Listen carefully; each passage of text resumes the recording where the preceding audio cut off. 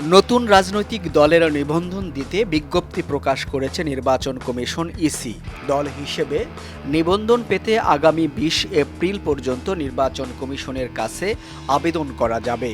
আজ সোমবার দুপুরে ঢাকার আগারগাঁওয়ে নির্বাচন ভবনে সাংবাদিকদের এসব কথা বলেন নির্বাচন কমিশনের জ্যেষ্ঠ সচিব আক্তার আহমেদ।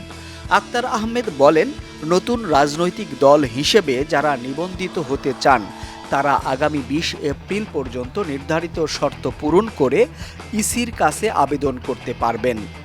ইসি যে আবেদন পর্যালোচনা করবে এবং নিবন্ধনের জন্য পরবর্তী যে প্রক্রিয়া আছে তা সম্পন্ন করবে। রাজনৈতিক দলের নিবন্ধন সংক্রান্ত বিধিতে কোনো পরিবর্তন আনা হচ্ছে না বলেও জানিয়েছেন ইসি সচিব আক্তার আহমেদ। ২০০৮ সালে তত্ত্বাবধায়ক সরকারের আমলে প্রথমবারের মতো রাজনৈতিক দলের নিবন্ধন পদ্ধতি চালু করা হয়।